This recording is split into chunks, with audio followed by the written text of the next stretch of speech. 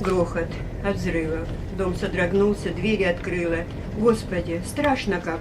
Я так просила, просила я жизни, мира просила. Неужто вернулось опять то, что было?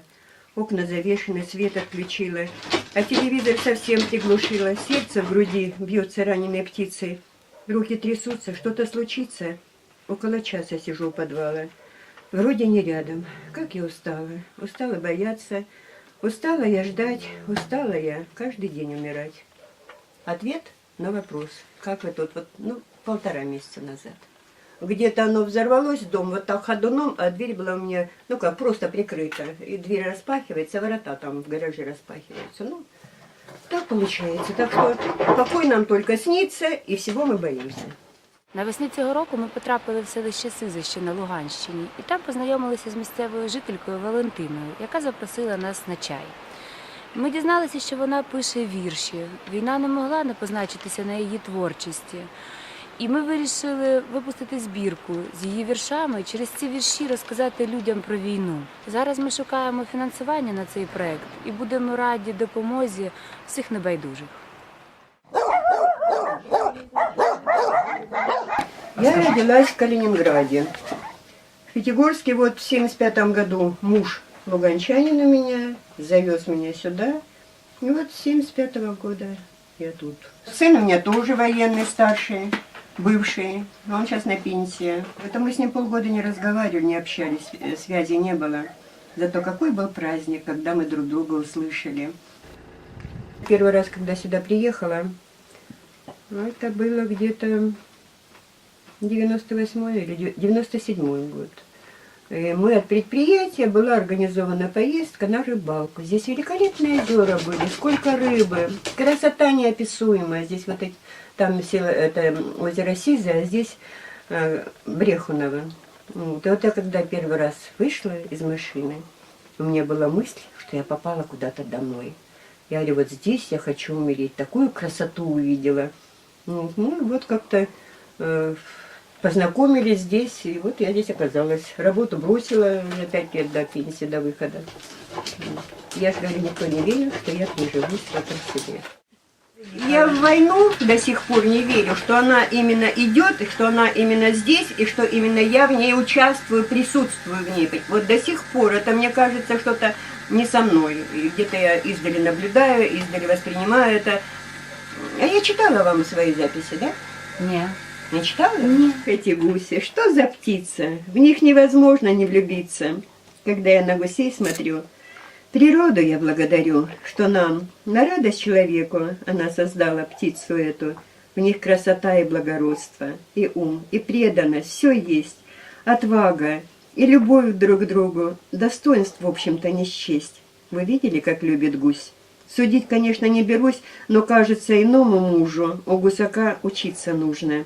Уж как гусак полюбит гуску, ей столько нежности отдаст, не топчет сразу, а ласкает, все перышки перебирает. Я это видела не раз. Люблю смотреть я на гусей, когда они командой всей бегут ко мне, расправив крылья. Когда летят, то эскадрилья. А если пешими идут, генералы, и все тут. Это было мое первое стихотворение. Я говорю, сюда приехала, когда в 2000 году, в 2003, это было первое, потом через какое-то время второе родилось. Не то, что так оно пошло, поехало. Нет, оно приходит, сейчас я начала гнать их от себя. Потому что просто я вбила в себе, что, собственно говоря, это никому не нужно. А если, честно говоря, даже этих с высокими словами, с высокопарным, я даже ничего не читала, интернета нет. Я даже, собственно говоря, даже не знаю, что сейчас люди пишут, о чем они пишут, что у них болит, о чем они говорят. К этому ужасу, оказывается, привыкаешь. Понимаете, что стреляют, бомбят. И психологи приезжали, задавали вопрос, а когда бомбят, стреляют, все, чего вы боитесь? А мой ответ был такой, что боюсь, что если не убьют, а ранят, тот здоровый никому не нужен, а если будешь инвалидом, больным, еще каким-то, кому тогда ты нужен? Кстати, я думала раньше, что Вот эти страшные, серьезные ситуации, они людей сближают. Но это быстро проходит, знаете. И потом опять оказывается каждый на своем участке, в своем огороде и в своем котле. В 2015 году нам первый раз пенсию привезли. Вот, и мы приехали всем селом, ну там сколько нас, 5 человек было, приехали получать пенсию. Ой, ребята.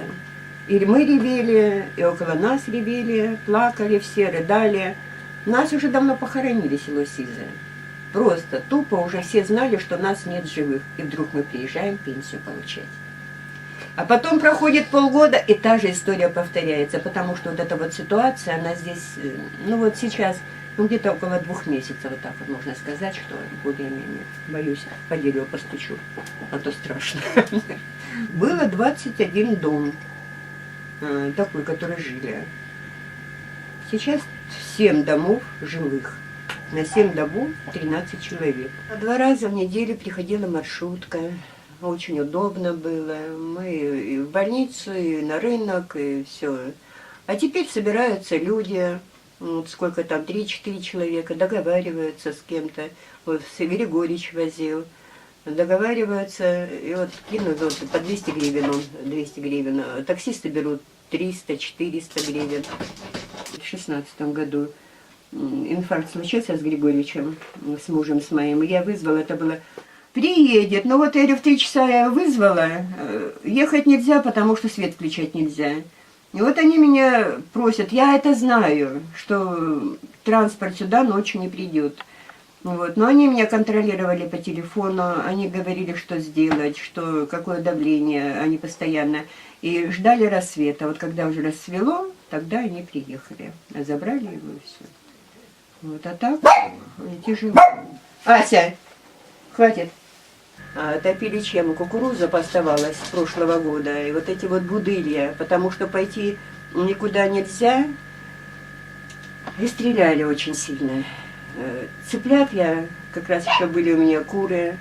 Я на курточках вот так вот надо мной летит, а кормить-то их все равно нужно. Страшно подумать, что может вернуться ужас, который забыть не могу. Рев самолетов, взрывы снарядов, холод подвала, в котором живу. Война — это зверь, жестокий, голодный. Куда ни придет, там разруха и кровь.